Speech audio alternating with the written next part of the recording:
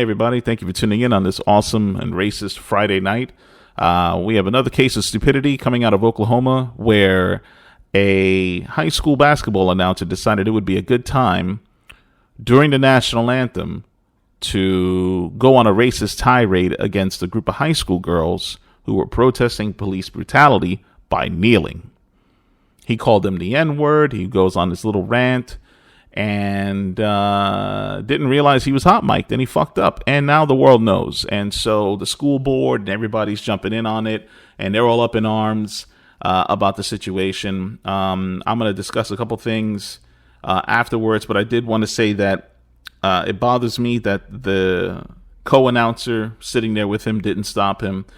It bothers me that this continues to permeate in sports, where guys like this shouldn't have access to kids at all. And I don't mean because it's predatory behavior. What I mean is that those girls, those people who engage in these sports should be void of racial leanings. You should just look at sports as sports. If you feel strongly, if you have a personal hardcore belief that no one should kneel, the national anthem is all that is holy and near and dear to you, you shouldn't announce the game, because right now society is in an uproar about some things. And so I think you should just back off and maybe call this one out, take an L on this one. And because if your priority is fighting against the people who are fighting against police brutality, you might need to rethink your priorities. That's it.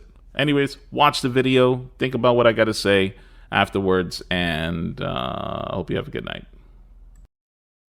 And we will be right back here live after the national anthem, ladies and gentlemen. It's not north. It's not? They're green and white. Oh, shit. They're kneeling? Fucking. I hope Norman gets their ass, dude. Are you serious? That's Midwest City, man. Kneeling. Isn't it? Huh? Norman. Fuck them. I hope they lose. Come on, Midwest City. They're going to kneel like that? Hell no.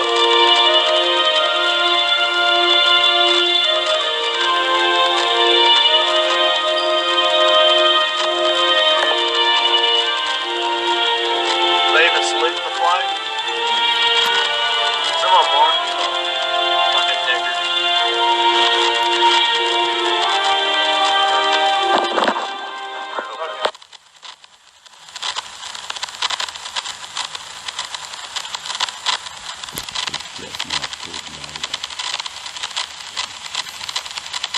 Somebody else heard it.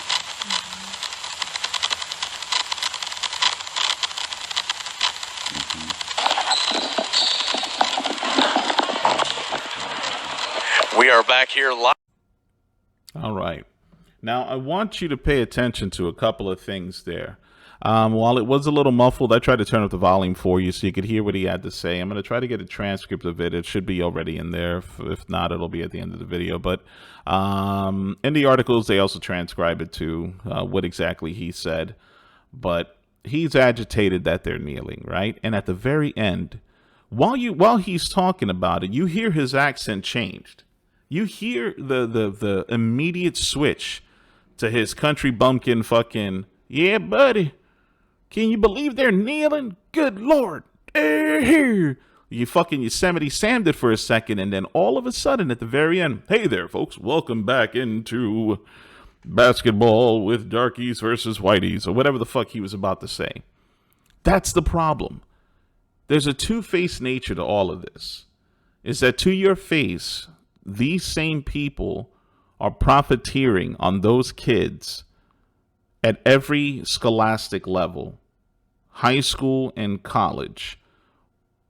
But behind closed doors, that's how these fuckers feel, man. And that's why these kids protest. Because you know what? You may never respect them as people. You may never respect us. You may never look at us as equals. You may never want us in your neighborhood. You may never, even though you say, I'm all for whatever, shut the fuck up. You're full of bullshit, and I get it. But to not agree that brutality from police that we equally pay taxes for that we fund, that we ask to protect us equally, shouldn't be targeting a specific group for any reason outside of an exact crime being committed. As we've learned, profiling just doesn't apply anymore. The only reason you keep finding massive amounts of crime in poor neighborhoods is because you're over policing the neighborhood. If we applied the same metrics and I threw 3 or 4 police departments into the suburbs, we would see a lot more episodes of fucking Dateline. A lot more. Because you know what you never see on Dateline? You never see episodes about the hood. You know why? Because the real dastardly murders, the real crazy shit, the inexplicables, that happens in your neighborhood. Poverty has specific crime sets that are not inducive to superiority. They're not, and that's a bunch of bullshit. You know, there's this misconception that they make up all the criminals in jail. That's because they have terrible lawyers. They go to jail twice, if not more, or double the amount of time that anybody else does for the same crime. They go to jail for things that other people get, a slap on the wrist for. It's because of the representation. It's intrinsic. And this is why they're kneeling. There's a big fucking problem here. But kneeling doesn't mean they're taking a shit on the flag. Kneeling doesn't mean they hate this country. Kneeling doesn't do any of those things. It just means that that particular group of people wants to be treated equally. Finding that as a hard concept makes me feel like we have a fundamental disconnect in where you get your information from. Because instead of the people that question the validity of that argument asking brown and black people, hey, what is it? And just they go to Fox News. They go to Breitbart. They go to these right-wing outlets that filter it and reinterpret it and then tell you their version of the truth. And that's not the case. Ask a black person what it feels like. Ask a Hispanic person, a Puerto Rican, a Dominican, what it's like. You ever gone to do a job and a customer pull a gun on you because they don't know why you're there and they say you don't look like the last tech that came to help them? You know who that doesn't happen to? One of my employees.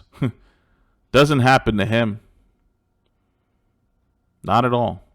Nope. Hey, buddy, how's it going? Yep. So all I'm saying is this.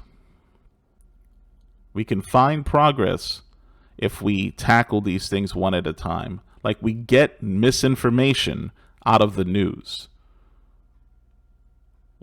Things like Breitbart and that should all be labeled opinions. That should not have a say in news. We have restructured where we get our news from and where we get our facts from.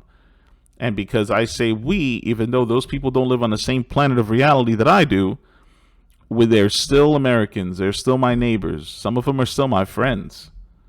There's dudes that I worked with, that I contracted with. We bleed for this country. We love this country. We all do. We just want things to be equal. That's it. That's it. Nobody else, nobody's saying anything else. Nobody wants anything free. Nobody's talking about canceling fucking Pepe Le Pew. That's not our argument. Stop making that our argument. That's not. I don't give two shits about Pepe Le Pew being a rolling date rapist. I mean, it's fucked up. Yeah, his cartoon is a little rapey. But I've always said that since I was a kid. I was like, man, he really doesn't know how to take no for an answer, But I always thought that was a fucking joke. It's a weird cartoon. I don't get it. I didn't watch it that much, I just moved on. I didn't get any influence from it, and I'm glad they don't show it anymore. But that's been like a decade that they stopped showing Pepe Le Pew on TV when they identified it. This isn't anything new. The potato head thing, that wasn't our choice. I didn't ask for that shit. No brown people had a say in that. Stop trying to label everybody that, you guys canceled. No, we didn't have shit to do with that. I don't know who did, but that sure shit wasn't us. That's somebody with too much time on their hands to give two shits about what's going on with cartoon characters and cereal and syrup. We don't give a fuck about any of that. I'm not trying to get beat with a baton. That is it. I don't give two good goddams about any inanimate objects, any cartoon characters, fictional marketing tools. I don't care about any of those things. I don't care if a fucker with a cone-shaped hat was selling sugar cubes. That ain't my fight right now. My fight is when I'm out with my wife that I don't get racially targeted. That when I go shopping, that I'm not followed around the store by fucking security. You know, when I get pulled over, that 3 cop cars don't come up behind me, start asking me to get out of the car and wonder how I could afford something. Why do I have, multiple insurance cards? Why do, and then I have to answer questions in such a derogatory manner, in such an accusatory manner. That's the shit I care about. I'm those fucking cartoons, and nobody cares about that. Us brown and black people, we don't give a fuck about that. Don't make that our argument. And to you people that make it an argument, you have too much time on your hands. Help us fight this. And maybe someday, 20, 30 years from now, we can battle all those other nonsense fucking topics that don't hurt anybody. Nobody became a date rapist because of Pepe Le Pew. No one ever stood up on the stand and said, you know, if I never saw that Pepe Le Pew character, oh man, I would have never known the love of a skunk. Get the fuck out of here, man. That's not our argument. Nobody's talking about that. Stop making that everybody's argument. We're not that thick. Nobody's that sensitive. You know why we're not that sensitive? Because have you been to the hood? You think those people are sensitive? You think those people are butthurt about things? They ain't got shit to their name. You think that they care about certain political figures, Meghan Markle and all these? Nobody gives a good goddamn about that. They need jobs and money, credit, homes, property, important things, education, access to health. We don't give a shit about Mr. and Mrs. Potato Head. We don't. I never had a Mr. Potato Head as a kid. You know why? Because we were fucking poor. Fuck you. That's not our argument. None of us care about that. Literally nobody. That is a white people argument that no brown people give a shit about. It's just white people canceling white people shit, and we get stuck with the fucking the sticker shock. Oh, wait a minute. You brown people want that. We don't care about that. It's just fucking stupid. Stop calling little girls at a high school basketball game the N-word. That's it. Stop labeling people that protest police brutality as unpatriotic and un-American. Why do you want a police state? Why do you want overlords? Why do you want fascism? You should be questioning why you don't want democracy. That's the bigger question. Why you don't want those things is scary. That's scary. That's un-American. That's unpatriotic. That's anti-Republican. That goes against every fundamental belief of republicanism. Why would you want government intervention at every point in your fucking life? I don't get it. It's so dumb. It's so fucking dumb how you got pulled and hornswoggled into this belief system. And you want people to pledge to the flag and undie no matter what. And it's like they love this country, but there's some hangups. And you can't blame them. So anyways, I'm done. I would love to discuss this in even more depth. I'm going to do that at a later date, I think. But for now, tell me what you think about these girls getting called the N-word. Check out the Coach Parks. Frankie Parks has an awesome Twitter feed going on right now with tons of comments, a lot of really good insight. A lot of ESPN personalities and whatnot. People are commenting on it. But if you share any of my thoughts on this, fantastic. If you don't, I don't really care. But I hope you enjoyed it. Have a good night. God bless.